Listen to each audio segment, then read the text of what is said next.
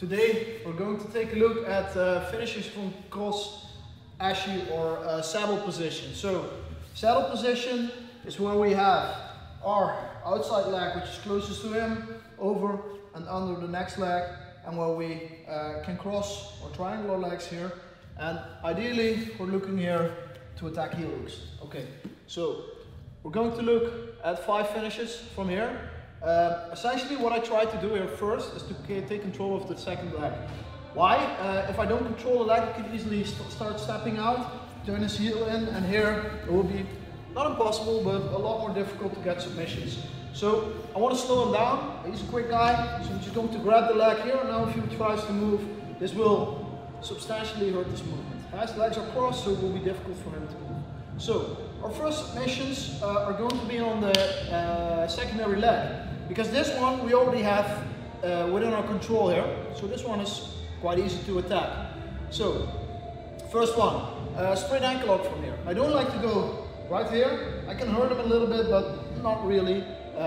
So we need to adjust a little bit to get some twisting motions into the foot. So what I'm going to do here, I'm going to get my hand behind the other hand and switch to a rear naked choke grip here, right over the ankle bone. So I'm covering with my lower hand the ankle bone. I'm just gripping like rear naked grip. If he tries to peel my grips off here, this will not be that easy. And from here we can start leaning in and he will tap.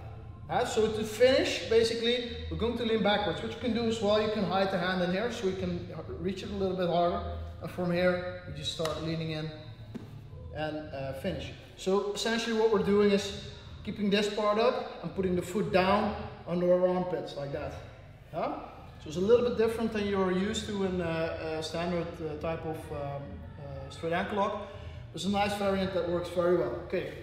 Second one, sometimes you don't want to switch hands for whatever reason. Maybe he's quite explosive, maybe he's kicking a lot with his feet, so maybe he's moving this leg a lot, so I'm maybe afraid to switch.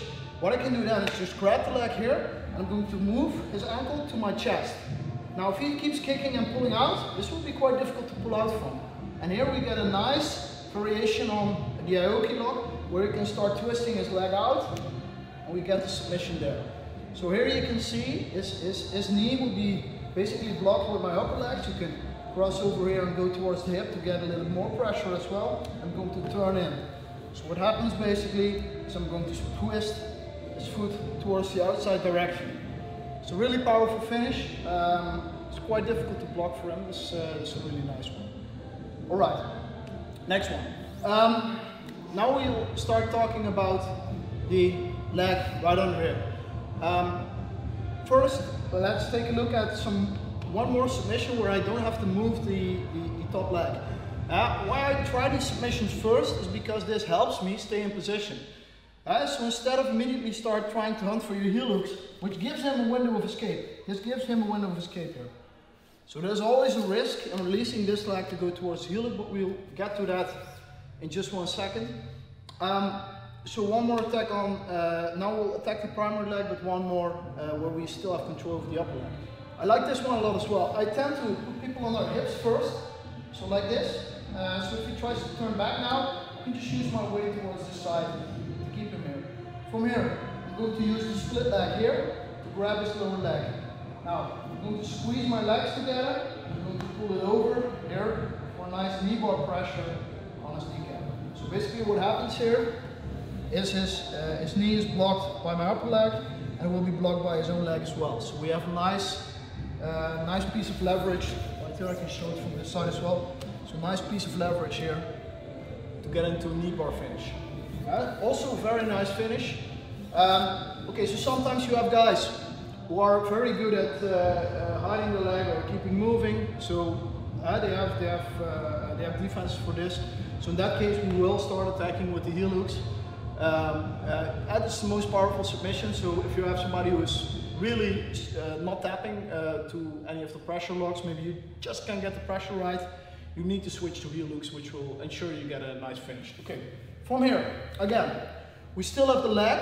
Now I'm going to split the leg, but I'm going to use my second hand here to keep some control of the knee. So as I let go of this leg, you cannot immediately spin out. So this is important. Now, What I want to prevent him from hiding his heel and turning out like this. So pull him towards this side will help you. Now split the legs. If he tries to move towards that side, I will slow him down enough. Slide the elbow down and capture the heel like this. Now, if we're capturing heels, do not have your arm in the same direction as the leg, but go back. Like tuck your elbow in, so we have the arm perpendicular to the foot. If he now tries to turn out, he will heel hook himself, and this will be a problem. Now for the finish, we can really just easily pull up. If he tries to spin, again, we just follow, keep here, yes, keep spinning. Even if he keeps spinning, at one point we can put our head to the floor like this, which will make sure our weight is far down, so if he tries to keep spinning now, there's nothing there anymore. And from here, just move the hips down slightly, and we get into our finish. So that's it. 5 finishes from the saddle position. Good luck.